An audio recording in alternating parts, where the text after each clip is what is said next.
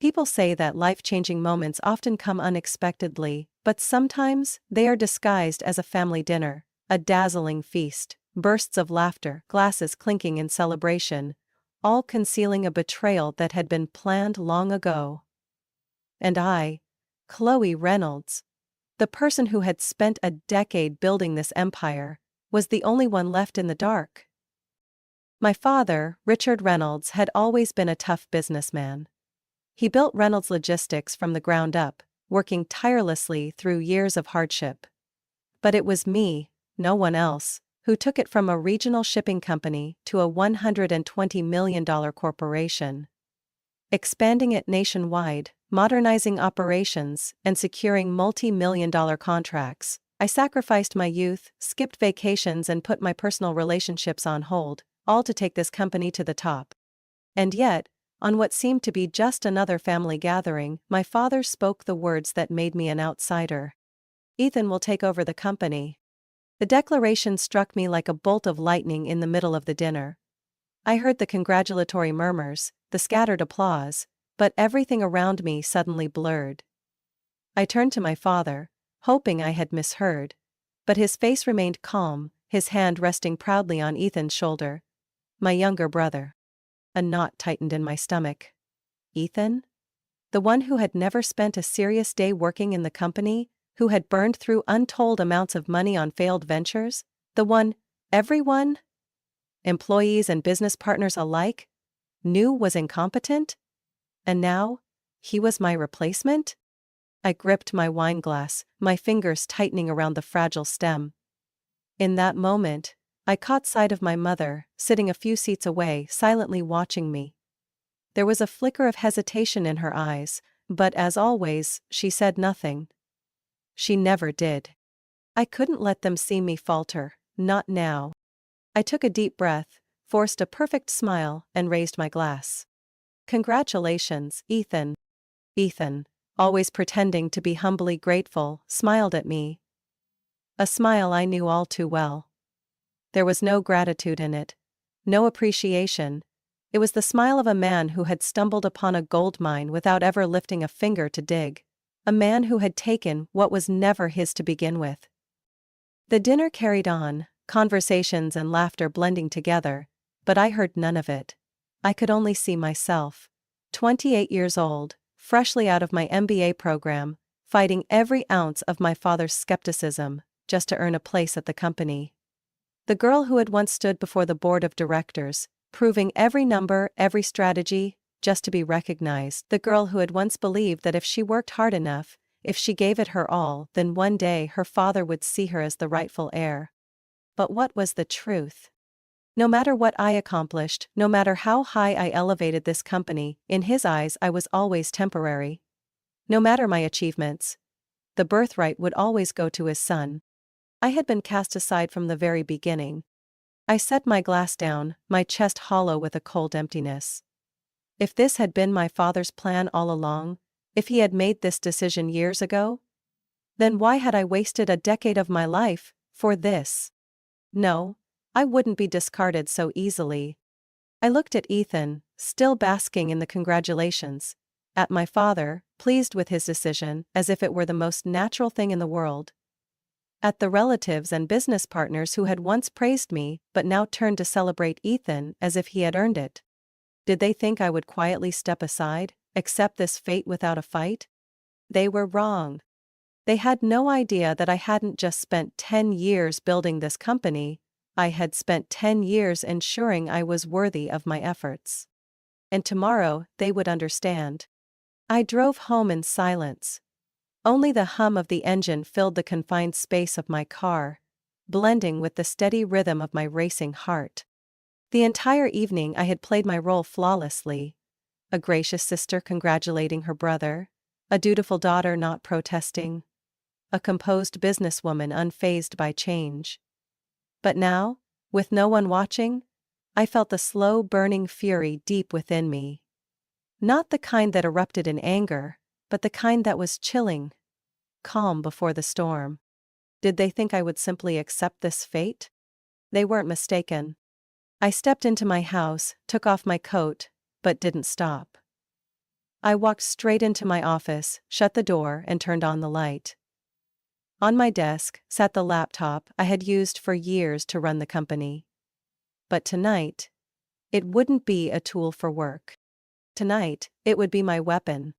I opened it and began digging into the documents I had long memorized but never had a reason to use. Until now. Contracts, shares, corporate bylaws. I had been working here since day one, back when the company struggled to land even the smallest contracts. I was the one who negotiated with investors, the one who single-handedly built the financial system that pulled the company back from the brink of bankruptcy. And I knew. My father never read the fine print. That was his biggest mistake. I opened a hidden folder on my computer, where I had stored every shareholder agreement over the years. One by one, my father had unknowingly handed me power he never realized he was giving away. The first time was in 2014, when the company needed urgent investment capital to expand operations. I invested my own money, securing 15% equity in return. The second time was in 2017, when the company faced a major lawsuit. To cover the costs, my father signed a collateral agreement, transferring another 10% of shares to me. And then in 2020, when the company was on the verge of being acquired by a larger competitor, I was the one who raised the defense fund, gaining another 10% equity in the process. I clicked on another file, the Internal Power Distribution Agreement. According to the corporate bylaws signed in 2016, any changes to the CEO position required approval from the majority shareholder. I double-checked the numbers.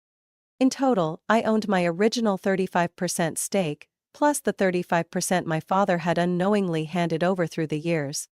I was the majority shareholder. Ethan thought he would walk into the executive office as the new CEO, that he would take control and run the company however he pleased. He had no idea that from the moment my father announced his decision, the battle had already begun.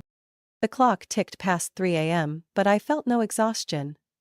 Instead, an electrifying surge of determination coursed through me. I pulled open a drawer and retrieved another folder, a list of the board of directors. I knew not everyone on the board was loyal to me. Some had been with my father since the beginning, easily swayed by his words. But others cared about one thing only: profits. And I had delivered the highest profits in the company's history. I would give them a reason to stand with me. I scanned the list, marking those who could be persuaded and those I needed to approach first thing in the morning. I also reviewed every ongoing contract. Agreements that only I had the authority to approve. Ethan wouldn't be able to run this company without my support. And I wouldn't give it to him. I went over everything one last time. As the first rays of sunlight peeked through the window, I closed my eyes and took a deep breath. Did they think I would simply accept this? They were wrong. My father might believe he had the final say. Ethan might believe the company was his. But they had overlooked one crucial fact. I wasn't just an employee of this company. I owned it. And they were about to find that out. I stepped into Reynolds Logistics headquarters at exactly 8:45 a.m., just as I had every day for the past 12 years. But today, the atmosphere had shifted. The vast hallway with its polished marble floors remained unchanged, but the way people looked at me wasn't the same. Some quickly turned away, pretending to focus on their screens. Others exchanged hushed whispers, hesitation clear in their expressions. News of the power shift had spread, and everyone was waiting to see how I would respond. I gave nothing away. I walked straight toward my office. My office, not Ethan's. The door closed behind me. I set my bag on the desk, sat down and powered on my computer. The critical files I had reviewed the night before remained on the screen, glowing in the early morning light. I took a deep breath, steadying my pulse. I was the one in control. And this morning, I would prove it. 9:00 a.m. A sharp, deliberate knock echoed through the room. I didn't need to guess. I knew exactly who was standing on the other side. The door swung open before I could respond. My father, Richard Reynolds, walked in, with Ethan right behind him. My father wore a dark gray suit, exuding confidence like a general who had just conquered an entire kingdom. Ethan, dressed in an expensive navy blue suit, wore a smug smile. He was ready to take over this company. But it didn't belong to him. Chloe, my father said, his voice calm, as if he were making the most natural decision in the world. Ethan will be taking over the company. I leaned back in my chair, crossed my arms and smiled slightly. Ethan, taking over the company? I repeated, feigning contemplation. Yes, I heard, but it seems like you forgot something important. Something you don't even realize. My father raised an eyebrow. What? Slowly, I reached for the remote on my desk and pressed a button. The large screen on the wall lit up, displaying a document with the title Shareholder Agreement and the signing date, July 10, 2016. My father's brows furrowed slightly. Ethan leaned forward, staring at the screen, but I knew he had no idea what he was looking at. I stood up, walked toward the screen, and ran my finger over a critical clause. All executive appointments including the CEO position must be approved by the majority shareholder. I turned back to them and spoke slowly, emphasizing each word. You cannot unilaterally hand over the company to Ethan without the approval of the majority shareholder. The atmosphere in the room shifted instantly. My father stiffened. Ethan, who had been grinning just seconds ago, now looked as if someone had punched him square in the face. Chloe, what are you saying? This isn't something you can decide on your own, my father said, his voice lowering, clearly trying to regain control. Isn't it? I tilted my head slightly, clasping my hands behind my back. Then let me clarify. I picked up another folder from my desk, walked over and placed it right in front of Ethan. This document shows my share ownership in the company. I pointed to the numbers. In total, I hold 55% of the shares. More than anyone, including you, Dad. My father stared at the document, his face paling. That's impossible. It's very possible, I cut in, and I have all the signed agreements and legal paperwork to prove it. I turned to Ethan, giving him a sharp, icy smile. You thought you could walk in here like a king and take everything, but there's just one problem. I let the words sink in. You don't have the right. Ethan snatched the folder angrily, flipping through the pages as if he could somehow find a mistake. But there was none. Chloe, what the hell are you doing? He snapped. Dad already made his decision, you can't just… You're wrong, I interrupted, my voice steady. I can. And I already have.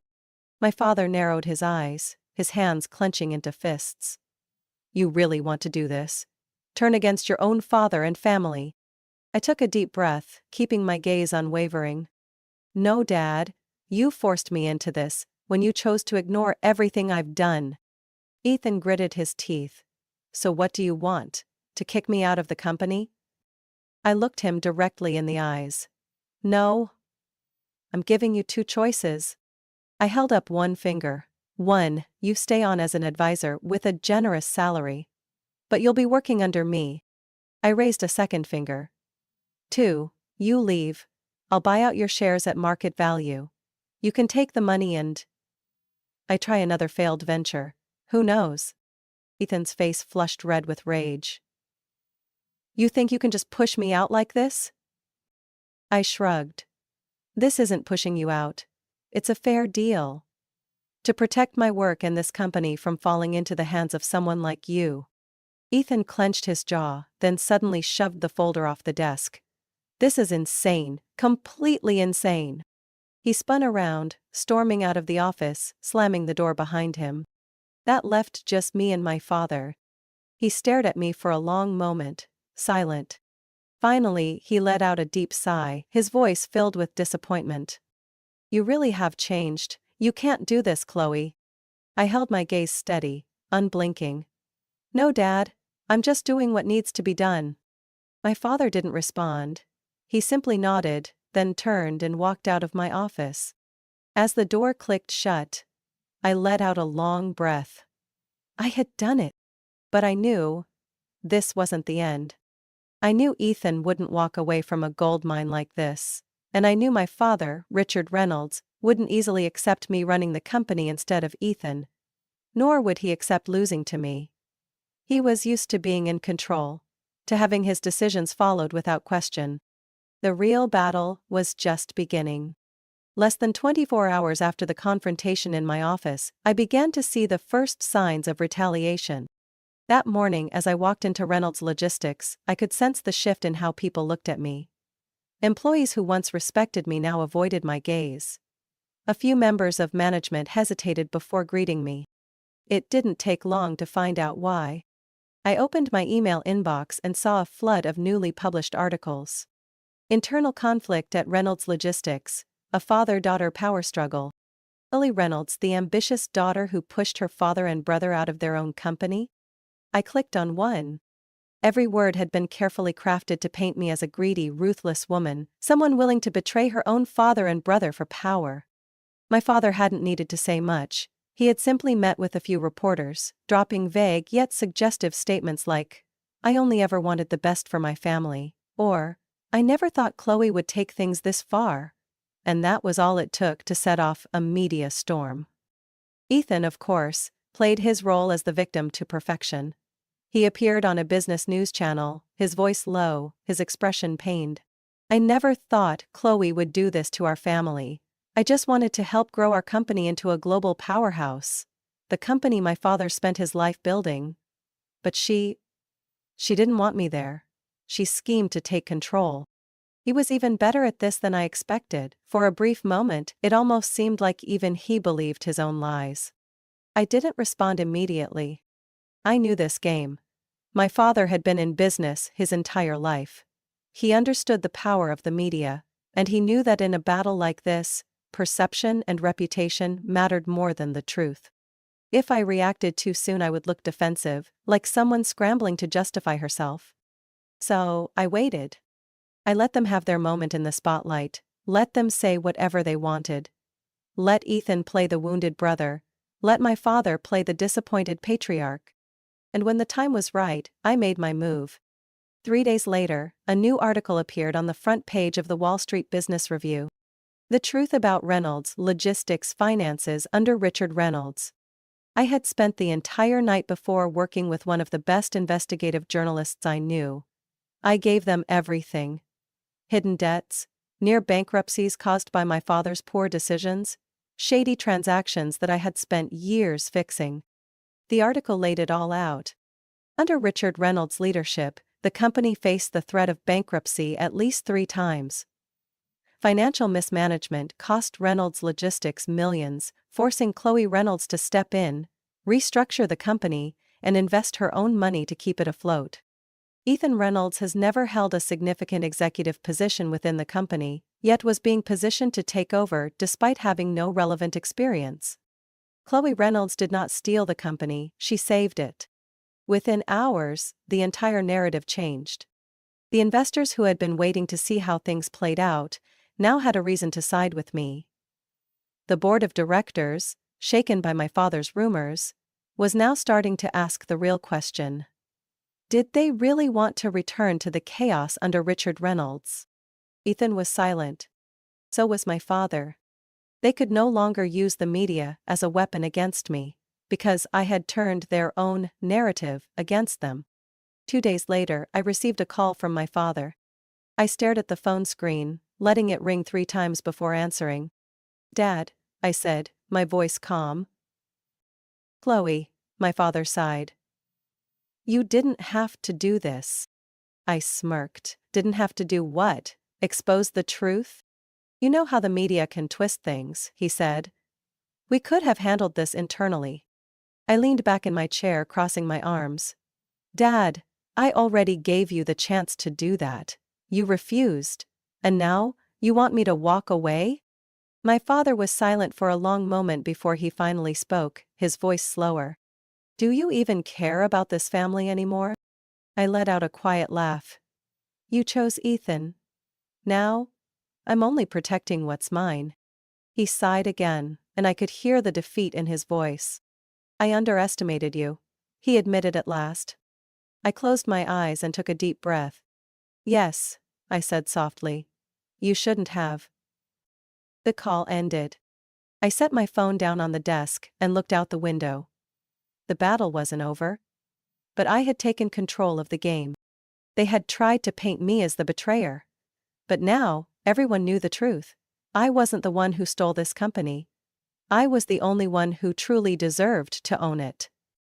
2 weeks after the article exposing the truth, the storm finally settled. The whispers, the probing phone calls, the tense board meetings. All of it began to fade into the past. I had secured my position, and more importantly, I had proven I was worthy of it. But there was one thing I knew for sure. My father wouldn't just walk away and leave this company to me without a fight. So when I received another call from him, I wasn't surprised. I stood in the conference room on the top floor of Reynolds Logistics, overlooking the city skyline as my phone rang. I let it ring 3 times before picking up. Dad. On the other end, my father took a deep breath. Chloe. We need to talk. I turned away from the window, leaning against the desk, my voice steady but devoid of the softness it once had. You've already said everything you needed to say to the media. What more do you want? My father was silent for a long time. When he finally spoke, his voice was lower, more tired. I'm stepping back. I won't fight this anymore. I closed my eyes for a brief second, allowing myself a fleeting moment of relief. Good, I said simply. My father let out a dry chuckle through the phone. I knew you wouldn't try to stop me. I only hold on to what's worth keeping for the future of this company. A long pause stretched between us. After everything, I knew that no matter how skilled of a businessman my father was, he was still a man of the old world. A man who believed that power should be passed from father to son. And I, no matter how capable, had never been part of that inheritance plan. But now, he had no choice but to accept reality. I'll be selling you my remaining shares, he finally said. I'll keep a small stake as an investor, but I won't be involved anymore. I nodded silently, even though he couldn't see it. And Ethan? I asked. My father sighed. He'll have to accept it, he's leaving. I wasn't surprised. Ethan never had the strength to fight to the end. Once he saw he couldn't win, there was only one path left for him. To walk away with the money I had offered. Good, I repeated. My father fell silent for a long time, then finally, almost as a whisper, he said, I underestimated you. Something tightened in my chest. It wasn't pain. It wasn't regret. Just emptiness.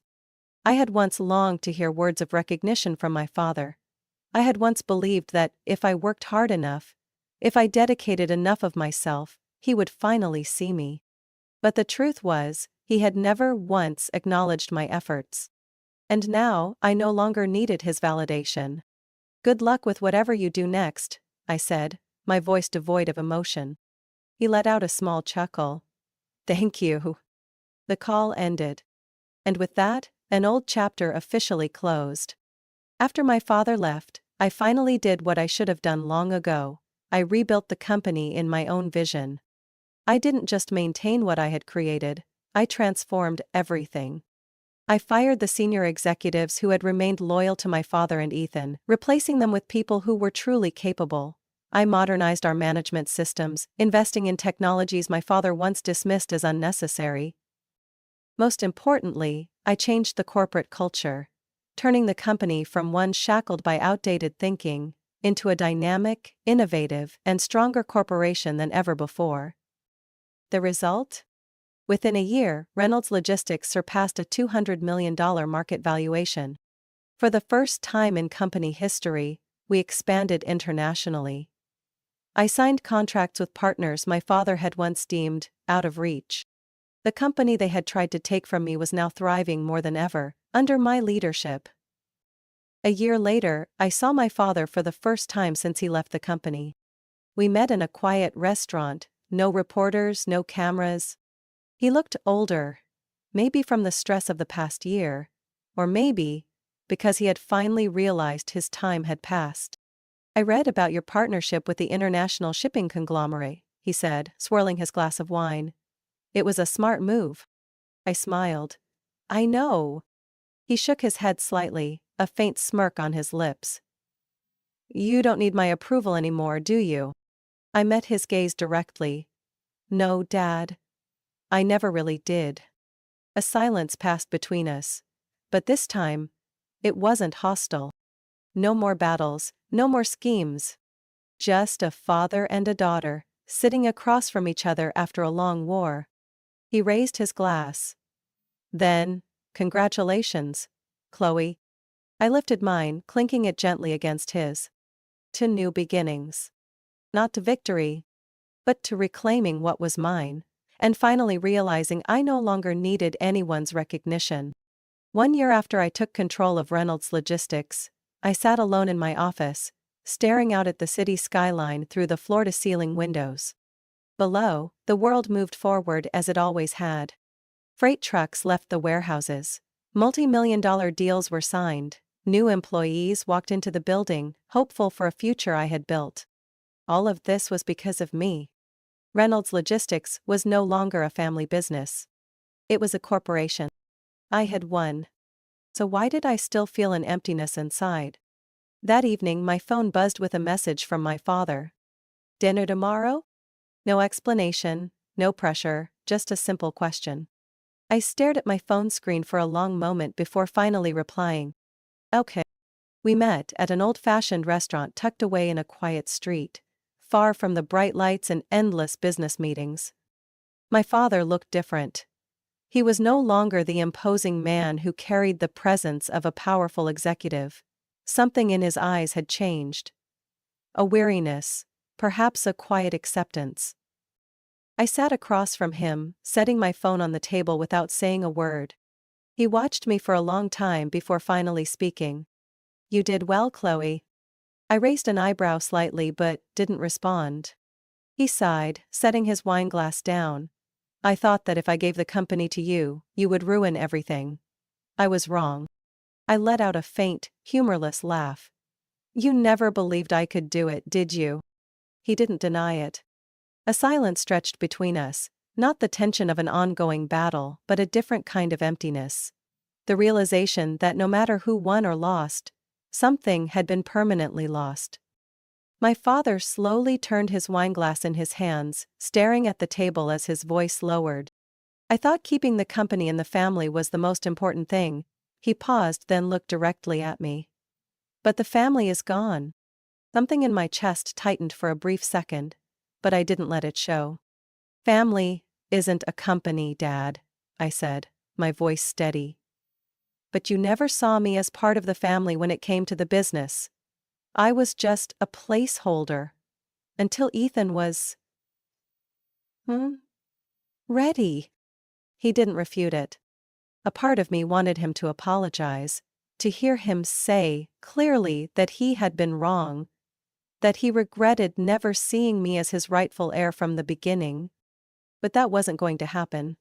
He was Richard Reynolds. He never apologized. Instead, he spoke slowly. I know you don't need my approval anymore. I looked at him, and for the first time in a year, I realized it was true. I no longer needed my father's recognition. I no longer sought his validation. I had spent a decade trying to prove my worth to him. But in the end, the only person I ever needed to prove my worth to was myself. I leaned back in my chair, taking a deep breath. I built this company my way, Dad, I said calmly. I took it further than you ever imagined. And I'm not stopping. My father nodded slowly. I know. We said nothing more. There were no reconciliatory hugs, no miraculous reconnection like in fairy tales. We were simply two people who had stood on opposite sides for too long, and now, we both understood that the distance between us would never fully disappear. Finally, my father raised his glass. Congratulations, Chloe. This time, when I clinked my glass against his, I felt no anger, no disappointment. I only felt peace. That night, when I returned home, I stood by my office window, looking out at the glittering city lights. I had everything I had ever dreamed of: power, success, respect. But I had also lost things I once thought mattered: family, relationships, and perhaps a part of myself. I had no regrets. I knew that if I had to choose again, I would still walk this path. But I also understood one thing: victory always comes at a price. And I was willing to pay it. I lifted my glass of wine, staring at my reflection in the glass window. I was no longer Chloe Reynolds, the daughter seeking her father's approval. I was Chloe Reynolds, the woman who had proven her worth. And that, to me, was more than enough. Chloe Reynolds' story is not just about a battle for corporate control, it is a journey of self-worth in an environment filled with bias. It reflects a common reality: women in business are often underestimated and must fight twice as hard to be recognized. Chloe's success did not come from talent alone, but from her persistence, strategy, and the courage to stand against those who once dismissed her. This story serves as a reminder that true worth is not defined by others' validation, but by what we build for ourselves. What do you think about Chloe Reynolds' journey? Did she do the right thing by fighting for what was rightfully hers, or did she lose too much in the process? Share your thoughts in the comments. And don't forget to follow the channel for more powerful stories about life and family.